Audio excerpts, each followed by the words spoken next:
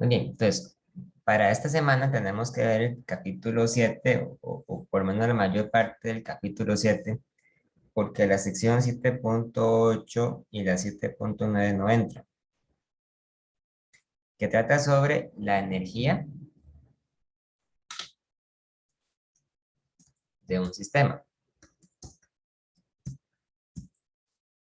Entonces, bueno, el primer tema que vamos a cubrir va a ser cómo calcular el trabajo efectuado por una fuerza constante. Entonces, supongan que yo tengo una situación donde yo tengo una superficie horizontal, yo tengo un objeto de masa m que yo quiero mover hacia la derecha. Y para moverlo hacia la derecha, entonces yo le aplico una fuerza F, donde la fuerza F, recordemos que es una cantidad vectorial. Entonces, el objeto se va a mover hacia la derecha, completamente hacia la derecha. A este desplazamiento, siguiendo la notación del libro, lo voy a llamar el desplazamiento delta R, ¿verdad? Aunque yo podría, si quisiera, llamarlo simplemente desplazamiento D o delta X, ¿verdad? O si fuera, por ejemplo, un desplazamiento vertical, yo podría llamarlo delta Y. Entonces, no siempre la fuerza que yo aplique para mover va a ser paralela a la dirección del objeto. Si la fuerza que yo estoy aplicando fuera, por ejemplo, la fuerza que aplica una persona para mover, digamos, un carrito de compras en el supermercado, entonces muy probablemente la fuerza no la va a aplicar completamente horizontal, sino que la va a mover o que la va a aplicar con cierto ángulo sobre la línea horizontal. Entonces, en general, puede existir un ángulo entre la dirección del vector de fuerza y la dirección del vector de desplazamiento. De manera tal que esta fuerza va, entonces, una componente. Siempre va a haber una componente que va a ser paralelo al desplazamiento. Y esa componente sería entonces la que yo saco dibujando este triángulo. Sería esta, ¿verdad? A esta componente le llamamos entonces F, coseno de zeta. Entonces, vamos a definir el trabajo de la siguiente forma. El trabajo se va a denotar con la letra W, porque en inglés trabajo se dice work, ¿verdad? Entonces usamos la convención del inglés, W.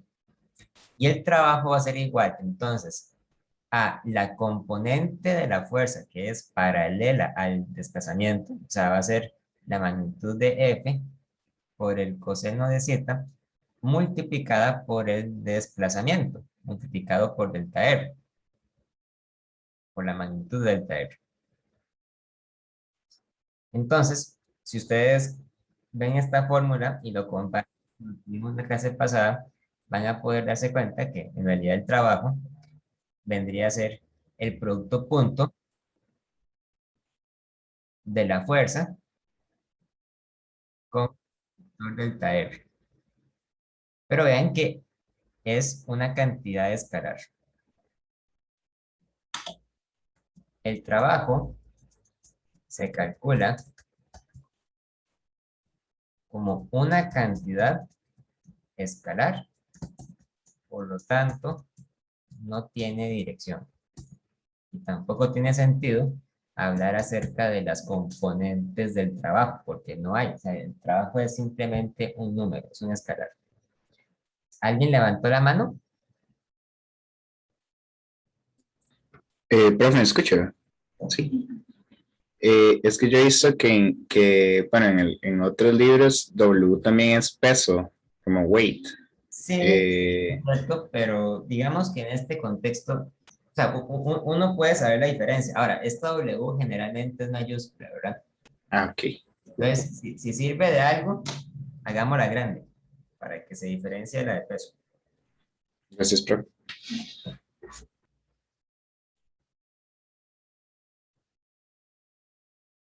Una propiedad muy importante del trabajo es que, como pueden ver, tiene unidades de fuerza por desplazamiento, ¿verdad? Entonces, el trabajo se mide en unidades de fuerza por desplazamiento. Eso quiere decir que se mide en unidades de Newton por metro, ¿verdad? Newton por metro.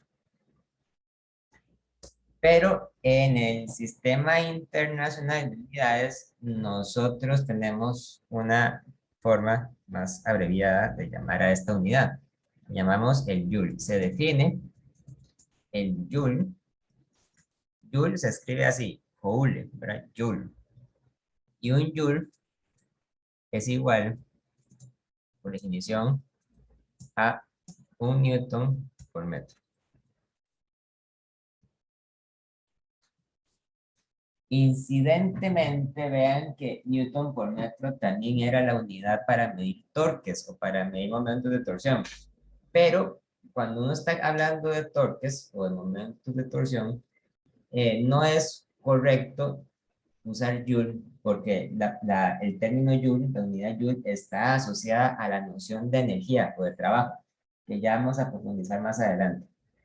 En algunos textos, en español, al Joule le dicen Julio, en lugar de Joule.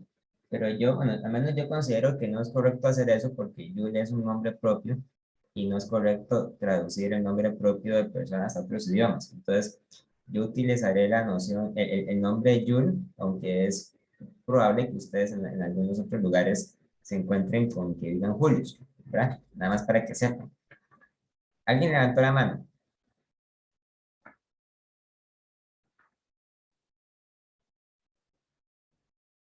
No. Ok, vamos a hacer un ejemplo de esto. Voy a tomar una fotografía a una pregunta que hay por aquí, se las voy a mandar.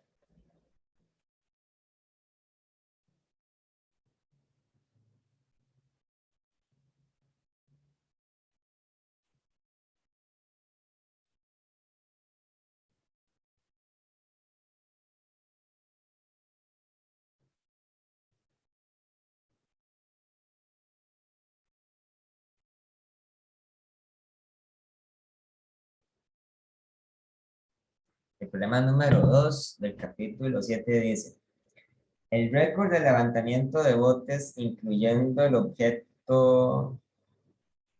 récord de levantamiento de botes, incluyendo el objeto y su tripulación, corresponde a Sami Heinonen y a, bueno, Juha Rasanen, con Suecia, en el año 2000.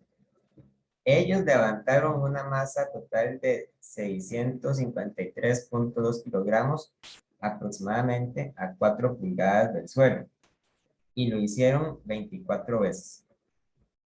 Estime el trabajo total efectuado por los dos hombres en el bote en este levantamiento récord. Ignore el trabajo negativo realizado por los hombres cuando descienden el bote al suelo. Entonces, eh, lo que ellos hacen, ¿verdad? Para levantar el bote es aplicar algún tipo de polea, sistema de poleas, digamos, donde ellos, vamos a hacerlo como un diagrama, ellos tienen una situación como esta. Hay una polea,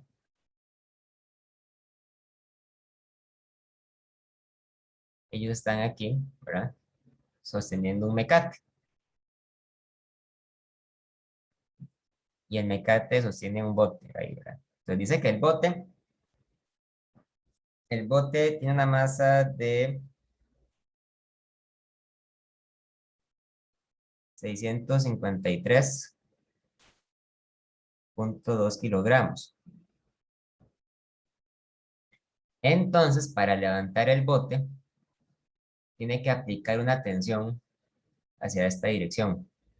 Bueno, en realidad, vamos a ver, en realidad ellos aplican una fuerza hacia esta dirección, una fuerza F.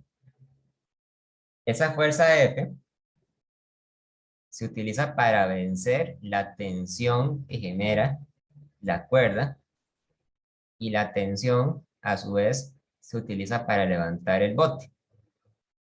Y el bote se va para abajo debido a su propio peso.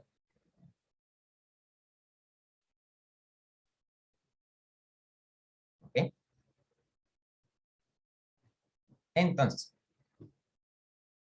nos dicen que el bote se levanta, en cada levantada que hacen, se levanta un desplazamiento, vamos a ponerle un desplazamiento delta R. Vamos a ponerlo en color verde.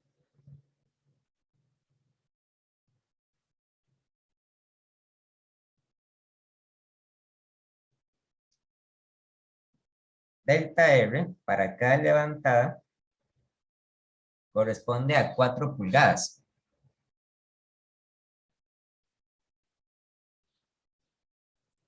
Y como es hacia arriba, entonces ponemos que es 4 pulgadas en J. ¿Ok? 4 pulgadas en J. Para que eso nos quede en unidades del sistema internacional, vamos a decir entonces que delta R va a ser igual a 4 inches, pongamos, por 2,54 centímetros por cada pulgada, que eso es lo que mide cada pulgada, por un metro entre 100 centímetros en J. Y eso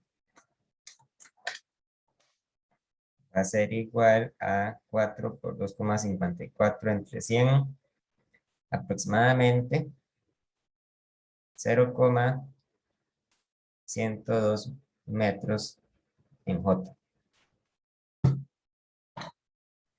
Ahora, vamos a hacer la siguiente suposición.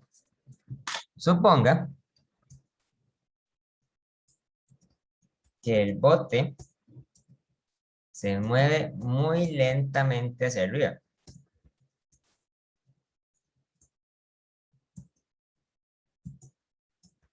Por lo tanto, no está acelerando. Si yo puedo asegurarme de eso, entonces aquí me puedo dar cuenta que la sumatoria de fuerzas en Y va a tener que ser igual a 0 para que el bote no acelere, ¿verdad? Y por lo tanto tenemos que la tensión menos el peso es igual a 0 y por lo tanto la tensión es igual al peso. Más adelante, cuando estamos viendo el movimiento que hace el hombre para levantar la cuerda, para jalar la cuerda, entonces si el hombre no acelera, entonces ocurre también que la fuerza que él aplica es igual a la tensión. Entonces, ¿cómo se puede calcular el trabajo aquí? Bueno, por cada levantada que hacen,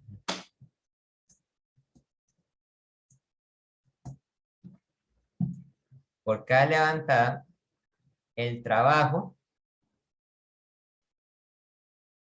es igual al producto punto de la fuerza aplicada contra el desplazamiento.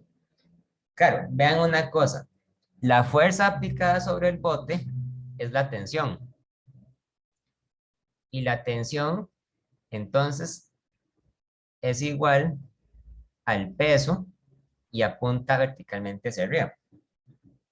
Entonces, podemos decir, atención, podemos decir entonces que el trabajo va a ser igual al producto punto de la tensión por el desplazamiento. El bote, vamos a ver, tiene una tensión, vamos a calcularla, que es igual a 653,2 kilogramos por 9,8 metros entre segundo al cuadrado en J. Y la tensión es igual a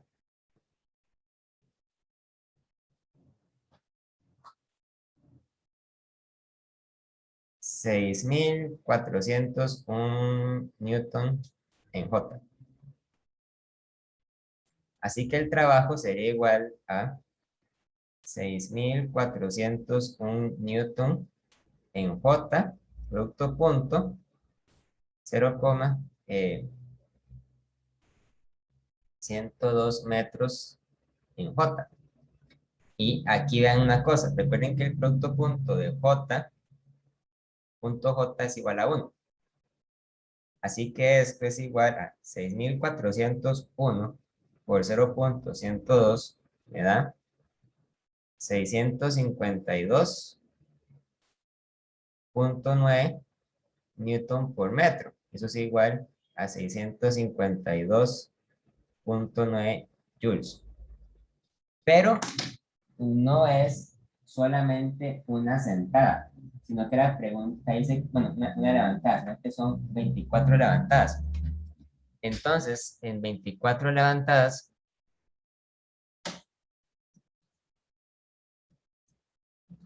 el trabajo total sería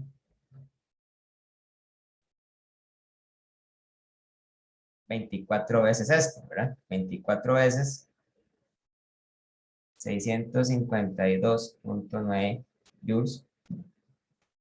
Y eso da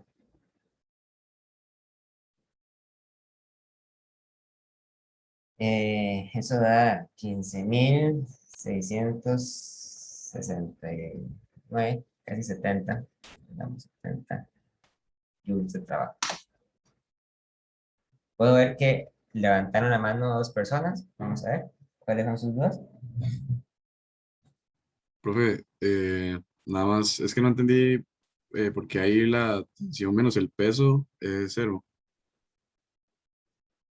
Recuerda la segunda ley de Newton, ¿verdad? La segunda ley de Newton dice que la sumatoria de fuerzas es igual a la masa por la aceleración. Va muy despacio, está acelerando, entonces esto es igual a 0. ¿Sí? La aceleración en Y. Sí, Sí, pero, bueno, sí, sí, sí, es que es la sumatoria de fuerzas en Y, ok. Y, profe, Eh, ¿Qué pasó con el coseno? no hizo falta sacarlo porque estamos viendo que las dos cantidades, los dos vectores son verticales. Recuerde que usted puede utilizar la definición que usa el coseno o puede utilizar directamente el producto punto. Aquí yo usé el producto punto. Vea que la fuerza apunta hacia la dirección J, la tensión, ¿verdad? Y el desplazamiento también. Entonces, J punto J es igual a 1. O sea, es como si aquí estuviera el coseno, ¿verdad? Recuerden que J punto J es la magnitud de J por la magnitud de J por el coseno de 0. Y esto es igual a 1. Ok, pero yo pensé que el producto punto era con la fuerza y el delta R, ¿o no? ¿Sí? ¿Es así? Entonces no debería ser un coseno de 90. El vector J apunta hacia arriba. Ujú. El vector J también apunta hacia arriba. ¿Cuál es el ángulo que se forma entre el vector J y el vector J? 180. No, son el mismo vector. Ah, ok. El ángulo es Z. Z es igual a Z. No es el ángulo, no es el ángulo del vector, es el ángulo que se forma entre los vectores, ¿verdad? Y el ángulo que se forma entre iguales vectores siempre es cero. Si la pregunta hubiera sido, ¿cuál es el ángulo que describe el vector J? Usted puede decir que es 90 grados. Pero el ángulo que se forma entre J y J es cero. Ok, gracias. Profe, entonces, es el ángulo que existe entre, por así decirlo, el vector de desplazamiento y el vector de fuerza. ¿Sí? En este caso es cero. Ok, Gracias. Muy bien.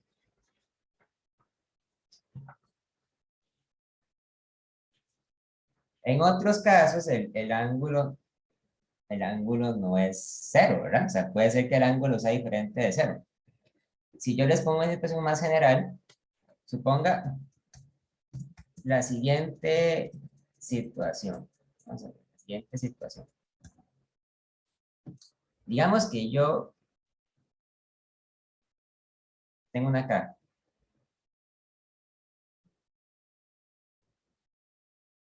La caja tiene una masa de 10 kilogramos. Y yo le aplico una fuerza hacia una dirección, una fuerza llamada F1, que vale 10 newtons. Y F1 sale con un ángulo de 30 grados con respecto a la horizontal. Y entonces, debido a esa fuerza, la caja se desplaza hacia la derecha un delta R que vale, digamos, 10 metros. 10 metros. Pero al mismo tiempo, otra persona está jalando a la caja con una dirección hacia atrás, con una fuerza pequeñita, F2. Y digamos que F2 tiene una magnitud de solamente 1 newton. Al mismo tiempo, yo tengo el peso y la normal.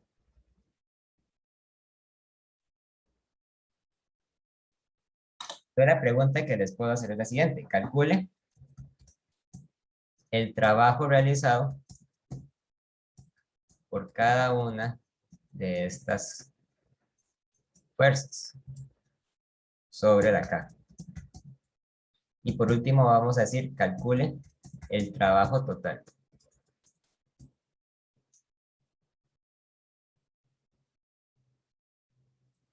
Entonces, voy a poner aquí. Para F1, 2 puntos. El trabajo que hace F1 lo voy a llamar entonces trabajo 1. Va a ser igual a la fuerza de F1 producto punto delta R. Ahora, como en este caso yo estoy hablando acerca de vectores con ángulos, ¿verdad? Tal vez me quede más cómodo ponerlo como la magnitud de F1 por la magnitud de delta R, ahora sí, por el coseno que se forma entre el vector de desplazamiento y el vector F1. Entonces, vean que el vector de desplazamiento va para la derecha y por lo tanto es bastante claro que el ángulo que se forma entre los dos es 70 grados. Entonces pongo aquí por el coseno de 30. Entonces esto es igual a 10 newtons por 10 metros por el coseno de 30. Y eso da 10 por 10 por el coseno de 30 es igual aproximadamente a 86,6 joules. Luego pongo, para la fuerza F2, el trabajo que hace la fuerza F2 es igual al producto punto de F2 con delta R. Ahora sí, ¿cuál es el ángulo que se forma entre F2 y delta R? Si yo pongo el vector a la par de F2, entonces veo que se forma un ángulo de 180 grados. Porque son opuestos, son antiparalelos. Esto es igual a la magnitud de F2 por la magnitud de delta R por el coseno de 180, ¿verdad? Y claramente sabemos que el coseno de 180 es exactamente igual a -1. Bueno, entonces esto es igual a F2, que es 1 newton por 10 metros por el coseno de 180, y eso da -10 joules. ¿Qué significará que el trabajo sea negativo? Puede ser negativo, ¿verdad? Lo que significa es que la fuerza está siendo ejercida hacia una dirección tal que la fuerza se opone al movimiento. Si yo eliminara las demás fuerzas y dejara solamente a F2, la caja se movería hacia la izquierda. Entonces, una fuerza que está realizando un trabajo negativo se puede interpretar como una fuerza que está dificultando el movimiento o que se está oponiendo al movimiento. Mientras que una fuerza que hace un trabajo positivo es una fuerza que más bien está facilitando el movimiento o lo está induciendo. Si yo eliminara las demás fuerzas y dejara solamente a F1, entonces la caja se movería hacia el lado derecho. Se movería también hacia arriba, realmente, pero al menos en la dirección horizontal sería solamente hacia la derecha. Ahora, ven lo que pasa con el peso y la normal. Para el peso, vamos a poner el trabajo como WMG. Entonces, el trabajo sería, bueno, sería el vector de peso, pongámoslo como una W minúscula. El peso apunta verticalmente hacia abajo, entonces sería mg por menos j, ¿verdad? Pero el desplazamiento va para la derecha. Delta R es igual a 10 metros en I. ¿Qué quiere decir eso? Eso quiere decir que entre el vector de peso y el vector de desplazamiento se forma un ángulo de 90 grados.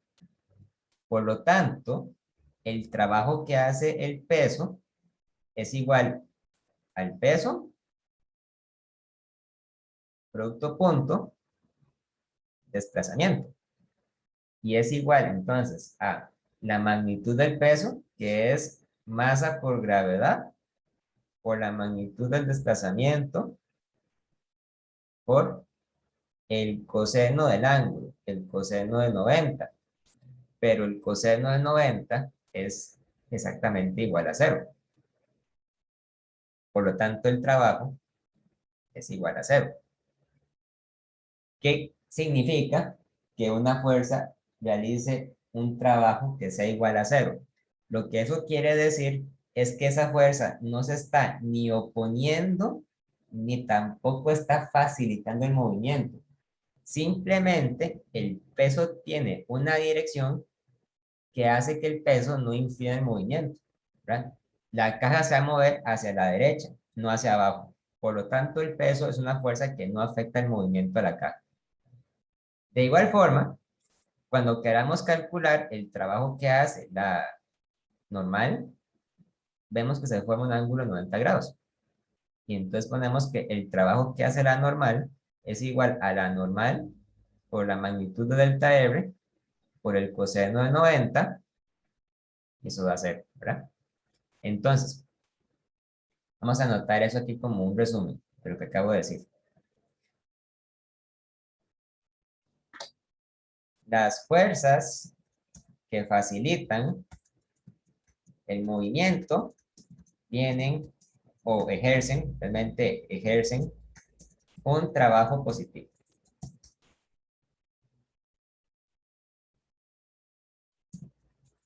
Las fuerzas que se oponen al movimiento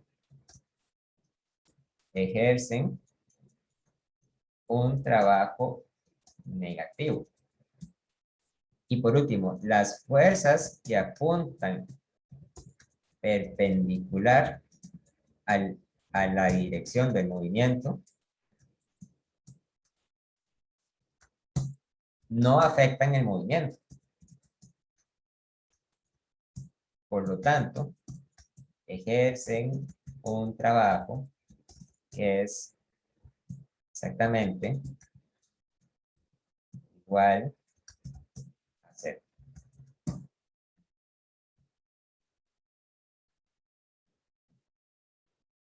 La última parte de la pregunta decía que encuentre el trabajo total. Bueno, el trabajo total sería igual al trabajo que hace la fuerza 1, más el que hace la fuerza 2, más el que hace el peso, más el que hace la normal. Pero los últimos dos trabajos son iguales a cero. Entonces el trabajo total sería igual a 86,6 joules menos 10 joules, y eso da 76,6 joules. Trabajo total es 76,6 joules. ¿Alguien levantó la mano? Sí, profe, para trabajar con eso hay que tener la calculadora configurada en algo o es que no sé, no me dan los resultados. Sí, digamos, si yo estoy calculando funciones trigonométricas, tengo que asegurarme que la calculadora esté en grados, ¿verdad? Que no esté en radianes o que no esté en gradianes. Para asegurarse que la calculadora esté en unidades correctas, necesita asegurarse que en la pantalla, en la parte de arriba, aparezca una letra D, una D mayúscula.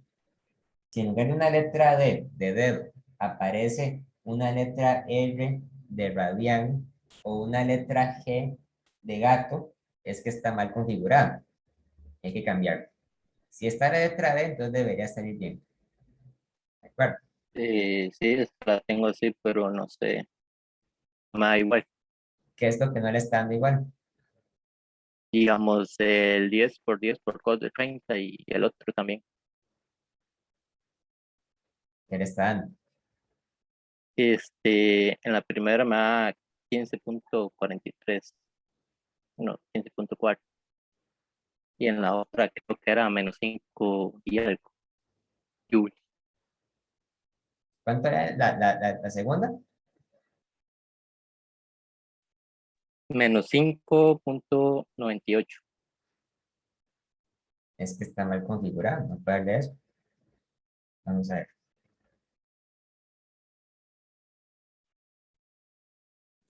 Eso es porque están radianes, tienen que ponerlo. Radianes, le tenían radianes, sí. Sí, están radianes. La calculadora tiene una R arriba. No, tiene la acaba de cambiar, sí, debería como formatearla porque si está en radianes y la acaba de cambiar y siempre me sigue dando lo mismo. Bueno, formatéela y asegúrese que le esté dando como me da a mí. Usted sabe que eso tiene que dar menos 10, porque el coseno de 180 es menos 1, ¿verdad? Entonces, 1 por 10 por menos 1 tiene que ser igual a menos 10. Sí, pero ya después de formatearla sí me dio. ¿Ya? Era eso. Ok, muy bien. Profe, yo tengo una pregunta. No, mi pregunta la vez pasada era en base a eso. O sea, en Ajá. el pasado, la fuerza, uno agarraba la fuerza como si fuera la tensión o la fuerza que ejercía el señor al jalar la cuerda. En este problema, Sí, aquí usted llega a demostrar que la fuerza que él ejerce tiene que ser igual a la tensión. Claro, lo que pasa es que tal vez a usted le puede confundir el hecho de que la fuerza la está aplicando para la izquierda, pero el bote está subiendo hacia arriba, ¿verdad? No hacia la izquierda. sí. Eh, pero véalo de la siguiente forma. Cuando usted está jalando la cuerda, usted está tirando la cuerda hacia atrás. Entonces, en cierta forma, es como si usted estuviera moviendo esto para atrás. Entonces, ya sea que usted calcule el trabajo con la cuerda y la fuerza F o con el bote y la tensión T, en cualquiera de los dos casos, el desplazamiento tendría que ser paralelo a la fuerza. Yo estoy jalando para acá, entonces el delta R apunta hacia esa dirección. ¿Ven? Ah, ok. Sí, está bien. Igual eso sale con sumatoria de fuerzas en X. Sí, sí, sí, con X. Sí.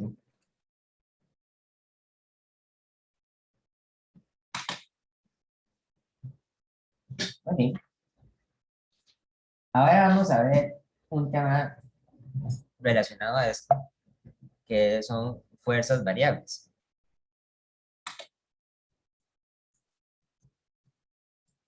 Una fuerza variable, en pocas palabras, es una fuerza que cambia con la posición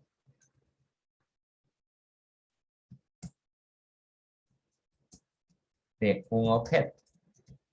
Pues, por lo tanto, no es constante. Un ejemplo bastante común de una fuerza variable lo constituye la fuerza que ejerce un resorte. Un resorte. Entonces, un resorte nos lo podemos imaginar como si fuera un alambre que está conectado a una pared.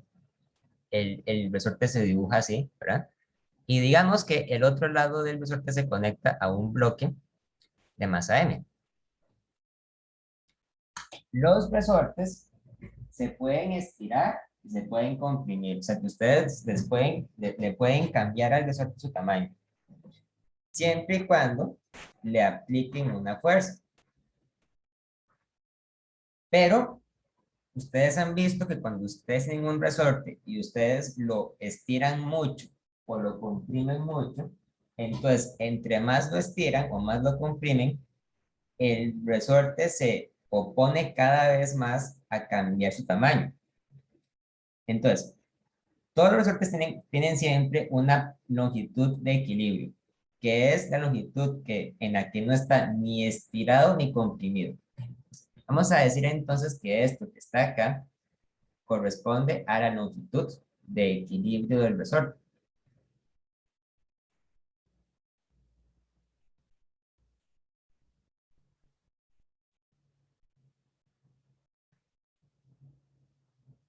¿Qué pasaría entonces si yo llego y estiro el resorte hacia la derecha? De manera que lo alargo. Yo puedo hacer eso si yo, por ejemplo, aplico una fuerza externa con mi mano. De manera que el resorte se desplaza una distancia X con respecto a la posición donde estaba en equilibrio. A esto lo voy a llamar X. Voy a llamar a X a la distancia que el resorte se estiró. Entonces, sobre este bloque están actuando dos fuerzas al mismo tiempo. Por un lado, está actuando la fuerza que ejerce mi mano hacia la derecha. A esta fuerza la voy a llamar la fuerza aplicada. O sea, que es una fuerza que aparece artificialmente, ¿verdad? Aparece porque yo la estoy haciendo. Pero, al mismo tiempo, el resorte se va a oponer a cambiar su tamaño. Por lo tanto, el resorte va a ejercer una fuerza que va a apuntar hacia la izquierda. O sea, que va a apuntar de regreso a la posición de equilibrio.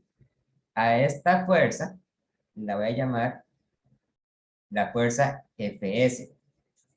Porque en inglés, la palabra resorte se dice spring, ¿verdad? Spring. Ahora, entonces, Fs significa force spring, fuerza del resorte.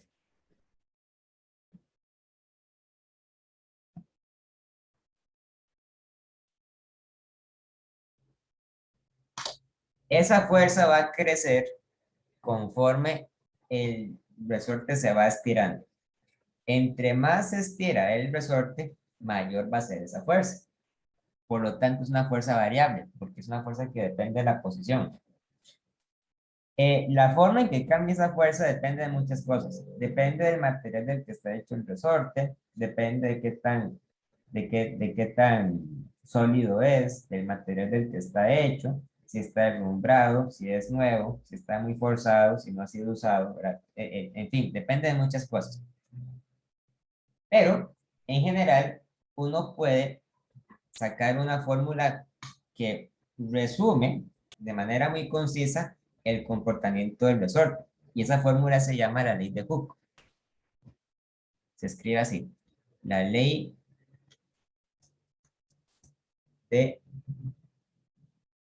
Hooke. Hooke era un científico inglés que era más o menos contemporáneo a Newton,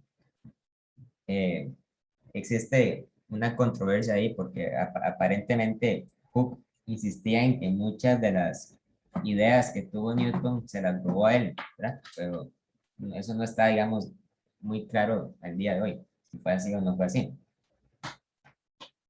Entonces, la ley de Hooke dice lo siguiente.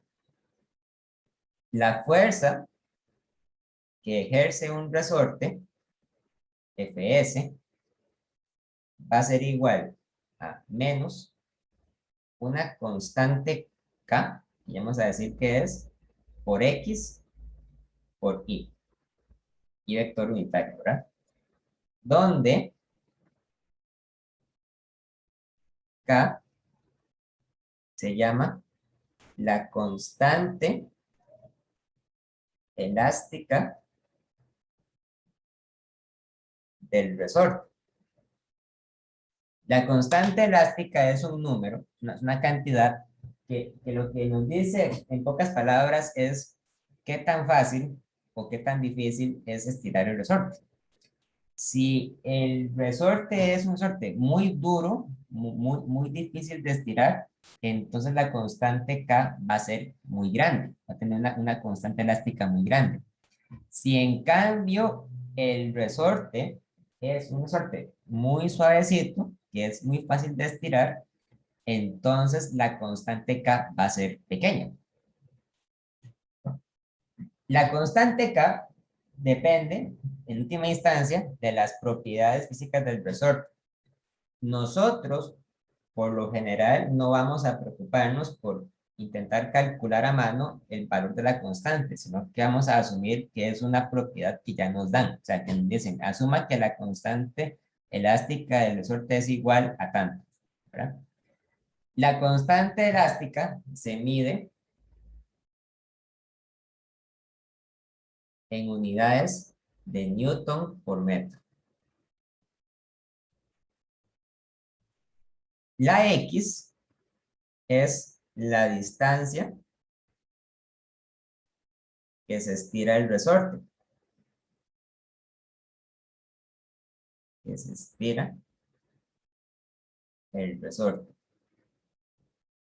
Entonces, la ley de Hooke lo que nos dice, en pocas palabras, es que entre más lo estiremos, mayor va a ser la fuerza. De hecho, la fuerza del resorte crece linealmente con la distancia que lo estiro. Si lo estiro mucho, la fuerza se va a hacer muy grande y por tanto cada vez va a ser más difícil seguirlo estirando. Ahora, una cosa muy importante de la ley de Hooke es que la ley de Hooke se escribe con un menos. ¿Qué quiere decir ese menos? Ese menos se coloca ahí por una convención de que la constante elástica va a ser siempre una propiedad positiva. Entonces, ese menos lo que nos dice es que la fuerza del resorte, o sea, que la fuerza elástica va a apuntar siempre hacia la dirección opuesta a la que yo jalo el resorte. Si yo jalo el resorte hacia la derecha, entonces la fuerza del resorte va a intentar tirar hacia la izquierda. Es decir, la fuerza del resorte se va a oponer a la dirección en que el resorte es estirado. En cambio, si yo agarro el resorte y lo comprimo hacia la izquierda, si yo lo hago pequeñito, o sea, si yo, por ejemplo, agarro el resorte y lo comprimo mucho, así, entonces la ley de Hooke lo que me dice es que la fuerza del resorte va a apuntar hacia la derecha. Porque al fin y al cabo, la fuerza del resorte siempre va a intentar hacer que el resorte regrese a la posición donde estaba en equilibrio, ¿verdad? Ya sea para la izquierda o ya sea para la derecha. Lo que es el negativo quiere decir es que la fuerza entonces siempre va a ir en dirección opuesta a la que yo estiro el resorte. ¿De acuerdo? ¿Hay alguna duda con esto que acabo de explicar?